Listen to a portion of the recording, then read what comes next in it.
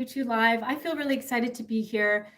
Today, I want to talk to you about the backlash that Ciara is getting on TikTok and also on YouTube with regards to her independent woman theme song, which I think is a theme that a lot of artists have adventured, such as Destiny's Child with Independent Ladies, if that's the right song.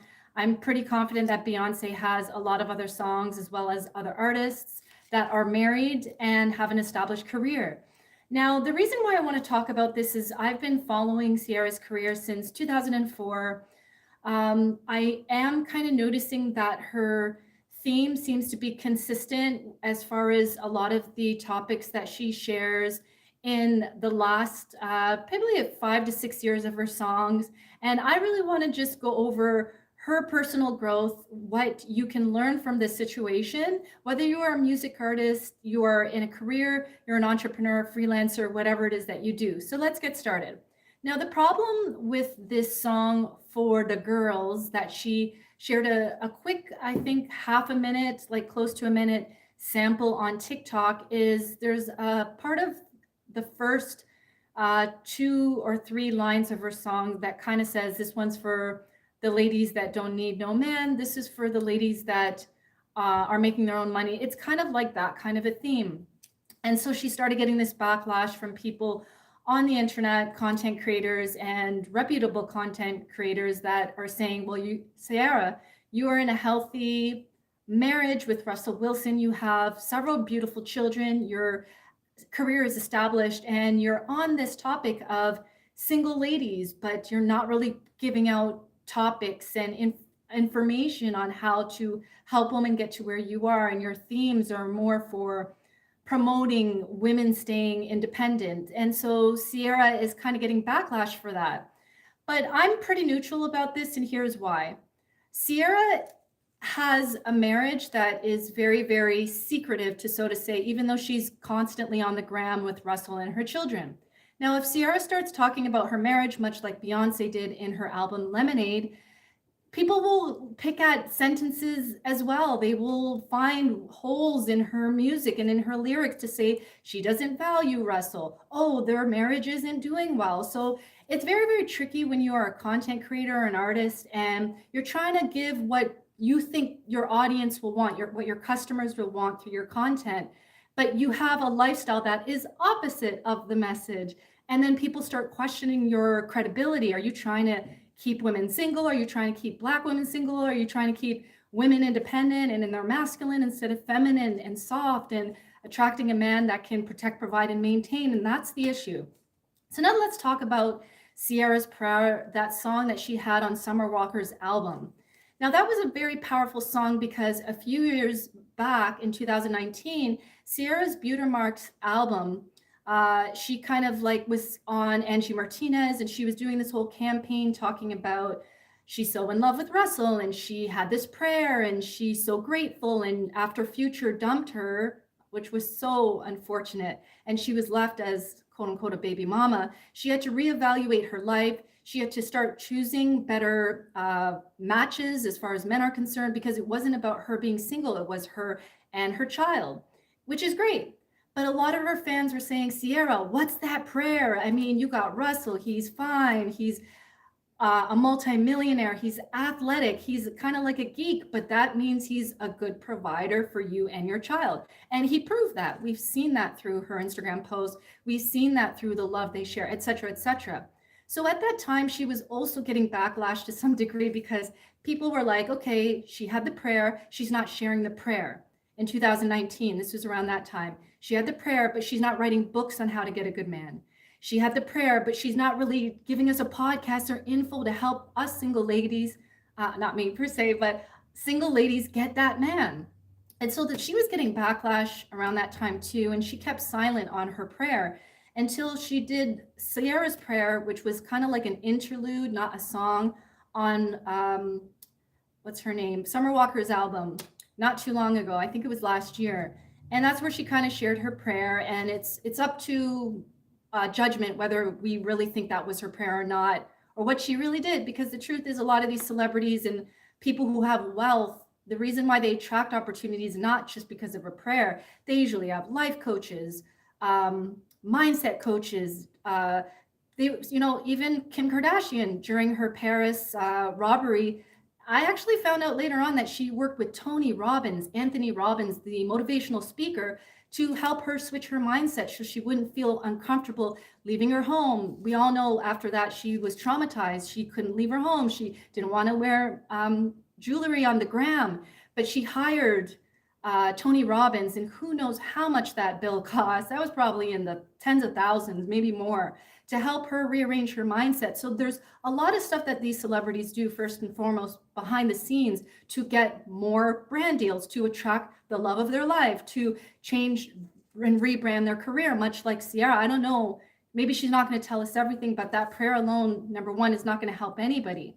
But she shared the prayer and people were happy with it. It went viral on social media. People were using that sound on TikTok to show the love that they have. Some of the women were talking about like doing little vlogs about taking themselves on a date with that song in the background. So it really got a lot of single ladies talking. Now, the other thing I want to look at is Ciara's career even growing? In 2014, she came out with Goodies, amazing song. She did the song called Oh with Ludacris. Man, when she came out at that time, it was different. She came from Atlanta. She was saucy. She was charismatic. She was flirty, but she was still kind of like the good girl image. But with this song that she's going to be coming out, if it hasn't already come out in the US, I'm here in Canada, that song For the Girls, it kind of sounds like Goodies all over again, like single lady, independent, all this other kind of stuff. But I'm very neutral because every artist does that. Beyonce has done that. Recently on her last album, she talked about quitting your job if you feel stressed and all this other kind of stuff. But then people were giving Beyonce a hard time because shortly after that, her Ticketmaster sales were through the roof. Some of those tickets were like $1,100. So people were saying, hey, Beyonce, you came out with this song on your last album for us to quit our jobs and liberate ourselves and do what we're passionate about. But now your tickets for your world tour tickets are expensive. So I'm going to give Ciara a pass, not because I love her brand image of this whole wholesome wife, not wholesome, but wife who's got it all with the beautiful children and the beautiful house and Russell Wilson by her side supporting her at every step of the way. But I think that I'm going to give her a pass because she's an independent artist. And when you are an independent artist, you're not backed by a label. You're doing your own marketing. You are going all out. You're putting yourself at risk to lose lots of money, not based on money given to you from a record label, but money you have in your bank account through loans, whatever, right? So she's testing out her image right now. And I liked her song Better Things with Summer Walker last year. I thought it was cute. It reminded me of the Goodies days in 2004.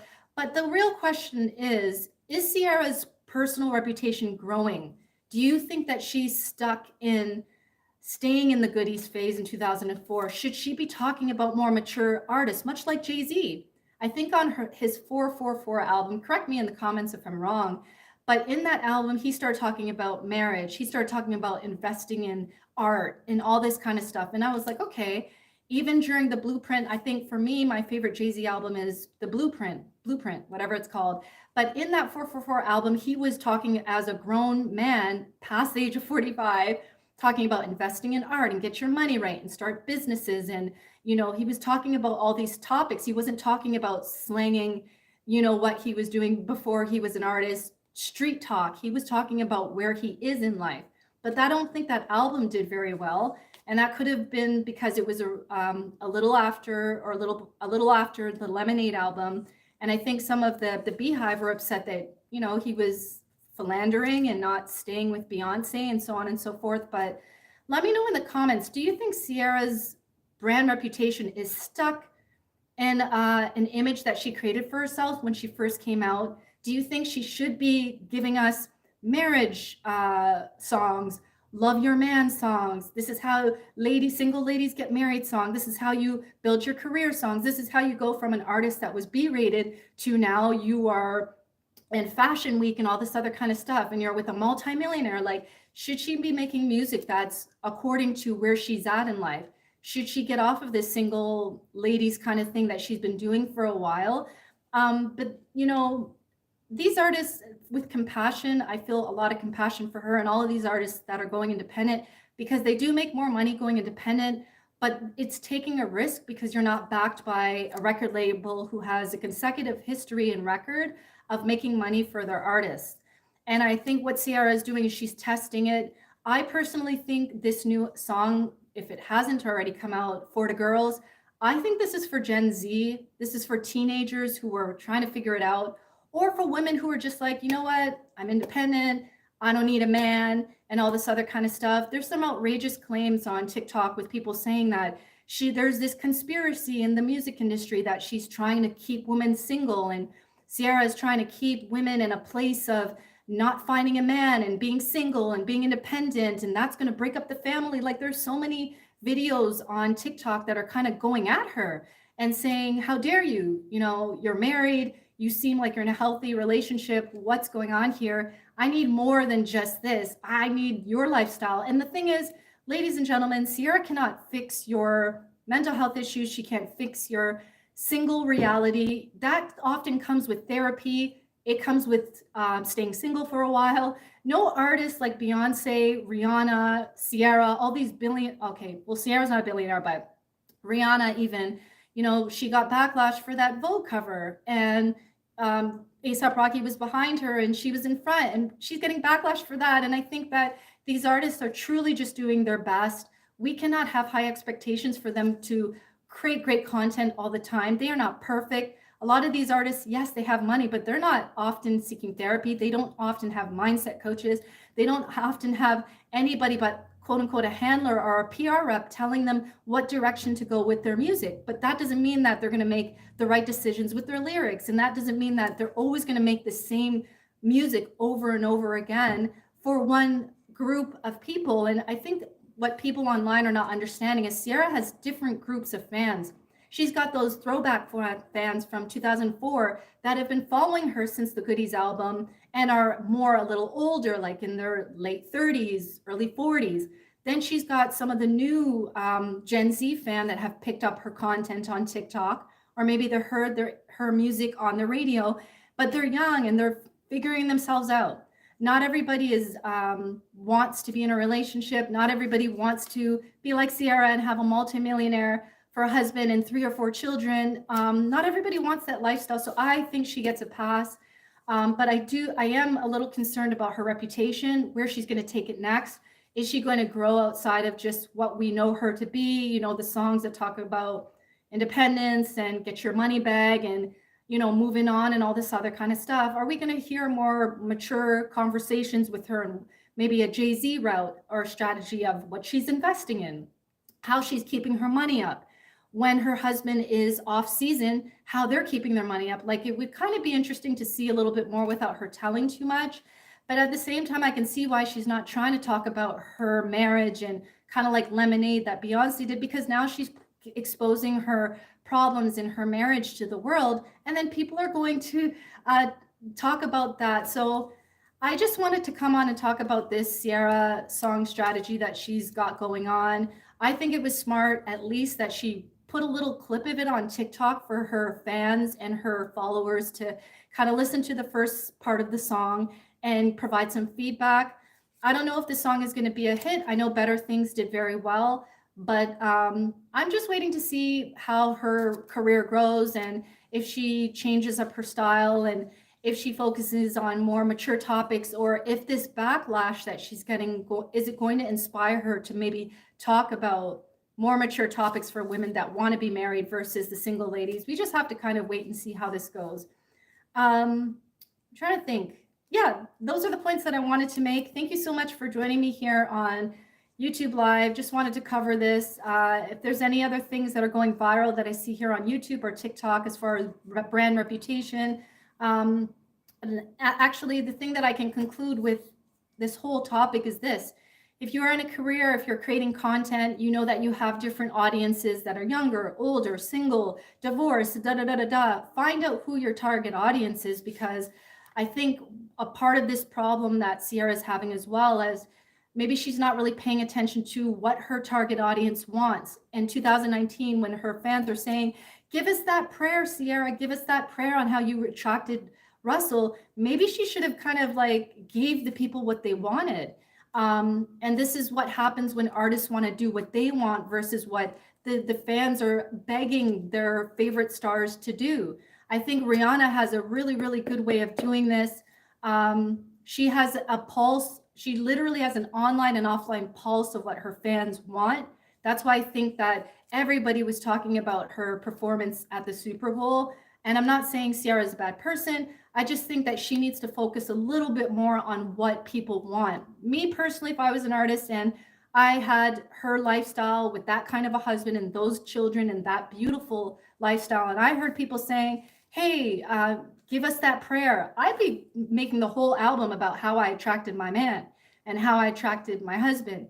And I would keep going and going until the fans are like, okay, Ciara, give us something else. Give us, Hot Girl Summer song, or give us da da da da da. Give us those heartbreak songs. Like I personally, because I know what I know, I'm going to go in the direction of what all of you want. I pay attention to the analytics. I see which song videos that I share here on YouTube pop off. I do my best to go live on them, or I try to create like a short remix video for you to check it out. So I think maybe this is a learning lesson. Give the people what you want, Ciara. People want to learn from you. Anyways, thanks again so much for joining. I appreciate all of your comments and feedback. If you have a video idea, let me know in a comment, and I'll do some research and see if it will be something that you and everybody else here on YouTube will appreciate. Thanks so much, and take care of yourself, and see you next week. Bye.